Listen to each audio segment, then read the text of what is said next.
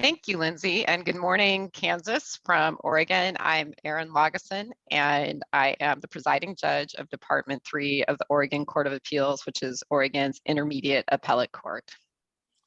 Good morning from Florida. My name is Steve Jewett. I'm a county court judge in the Ninth Judicial Circuit here in and for Orange County, Orlando. Good morning. My name is Doreen Hartwell. I'm an attorney in Las Vegas, Nevada, and we're looking forward to hearing your testimony today. Students, please introduce yourselves. My name is Jack Bensing. Hello, my name is Caleb Johnson.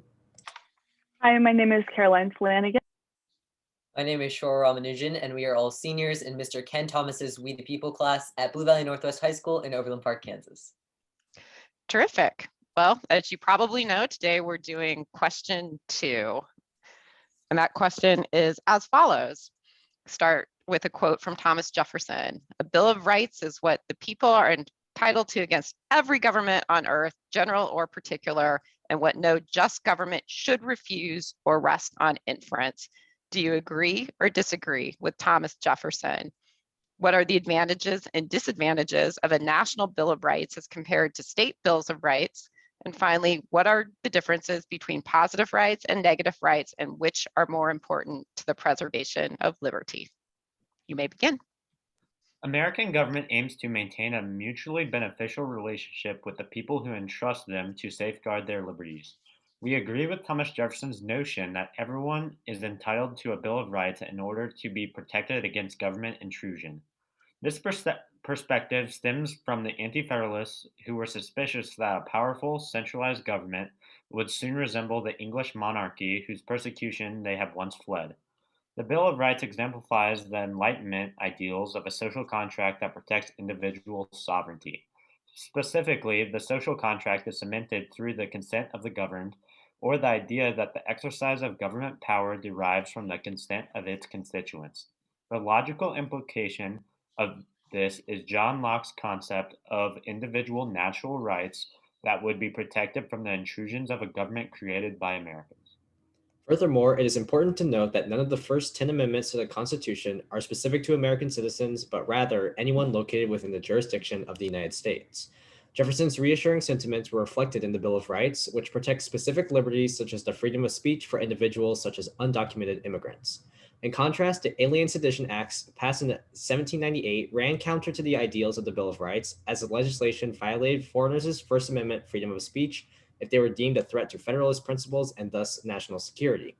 Such an evolution in interpreting the Bill of Rights' applications demonstrates its ability to adapt to changing societal conditions and developments. Although a Bill of Rights is necessary, there is debate regarding the efficacy and relevance of various approaches to implementation, namely a national versus state Bill of Rights. A national Bill of Rights would stifle federalism and not fulfill the particular needs of each state. This weakness stifles its ability to facilitate laboratories of democracy through state experimentation, which protects a delicate balance of federalism. Although states should not be considered testing grounds for individual rights, a combination of federal deficiencies in adapting to technological advancements, as well as societal changes in privacy standards, provide an opportunity for states to capitalize upon an example such as the issue of wiretapping.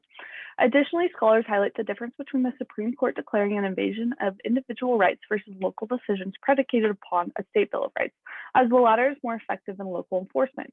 On the other hand, the National Bill of Rights has the advantage of being universally applicable beyond state lines, extending civil liberties beyond states to territories such as Puerto Rico, Guam, and the U.S. Virgin Islands. This is corroborated by the incorporation doctrine created by the decision in Gitlow v. New York, which declares that the National Bill of Rights applies to the states the due process clause of the 14th Amendment. In order to be an active citizen in our deliberative democracy, one must understand their natural rights, specifically the differences between and importance of positive and negative rights. The difference between positive and negative rights lies in the ability for one to take action. Positive rights are those owed to or provided to an individual by another entity, typically the government. Examples include Social Security, employment benefits, and healthcare. Negative rights, which include constitutional rights such as the right to free speech or the right to bear arms, are rights protecting individuals from another action. Although both are crucial to a higher quality of life, negative rights are fundamentally more important than positive rights. This is because negative rights are a prerequisite to enjoying the luxuries of positive rights. For instance, countries such as Russia may provide positive rights such as universal healthcare, but the repression of free speech or religion diminishes the overall quality of life and happiness of their citizens. The framers' priority of negative rights proves our nation's unique framework of government protects the liberties of the oppressed from the tyranny of the majority. Thank you. We are now ready for questions. Thanks. Do we adjust our practice? I'll ask the first question now. What limits, if any, should be placed on the rights included in the Bill of Rights? Personally, I do not think that there should be limits on the Bill of Rights as they've been thoroughly examined. And I feel as though, for example, the First Amendment of the Bill of Rights would protect one's ability for free speech so long as it does not endanger the quality of life or the happiness or well-being of others. For example, people cite the example of yelling fire in a crowded theater. That would be an example in which you cannot exercise your right to free speech in that instance. So that would be one example that I would say is broader telling of a trend that we should not place any limits more so than we have in the status quo on one's ability to exercise the rights of the Bill of Rights. My conviction would be that positive rights should not be included in the Bill of Rights, and that would be an obvious limit to the Bill of Rights.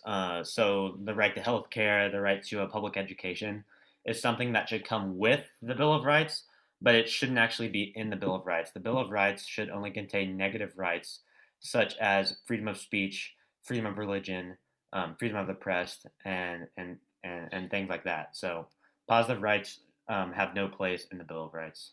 I would also like to agree with Shore in that I believe that the Bill of Rights are great as long as they aren't infringing on other people's rights. And so the laws that we have set in place, for example, the yelling fire in a crowded theater example, are already sufficient enough to put limits on those Bill of Rights, and we don't need any further necessary limits.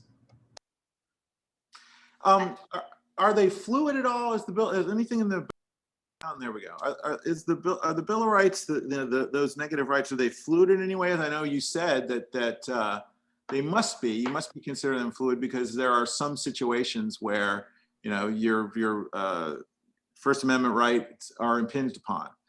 So when we talk about the Second Amendment and guns and whatnot, there seems to be no fluidity in some people's minds. There are some people that say no, guns are guns, and you can have a gun, and regardless of what it is. How would you see a assault weapons ban to fit into that? And would you be for or against it? Yeah, actually, I was going to use the Second Amendment right as the primary example of that. In that, in the Second Amendment, it specifically addresses the fact that you have the right to bear arms in order to form a militia, and that is generally in respect to protecting yourself from the tyranny of the government. However, assault weapons aren't necessarily going to protect you from the military, for example. And now, as we see, technology has advanced, weaponry has advanced. The right to bear arms is essentially not as effective as it was back in the 1700s when the founders created this principle. Due to the general nature of the Second Amendment, my contention would be that an assault weapons ban would actually not infringe on our Second Amendment rights, mainly because it says the right to bear arms, but you could bear arms with other weapons besides assault weapons per se. And so that's why I would contend that when it comes to the assault weapons ban, actually there's no convergence between that and the Second Amendment. I would disagree with Jack insofar as I would say that an assault weapons ban would likely be considered unconstitutional. If we look to the court cases such as the 2008 decision in DC v. Heller, the Supreme Court made it pretty obvious that it struck down DC's ban on handguns, and it cited that firearms for common use and defensive purposes are protected under the Constitution. So that would be my counter argument. However, I would agree with Caleb in saying that the sort of archaic language that the founders used in regards to citing militias, for example, isn't as so attuned to the social context that we find ourselves in today. Okay. I sort of had a follow-up to the question with regards, or a follow-up with regards to your response to one of the earlier questions. You stated that the Bill of Rights solely provides for negative rights. With regards to the Sixth Amendment and the Seventh Amendment, could you make an argument as to those amendments actually are positive rights? I would contend that those are actually still negative rights, mainly because negative rights protect you from having those rights infringed upon. So technically, government isn't actually giving you a positive right. They aren't giving you the right, but they're rather protecting you from having those rights taken away from you.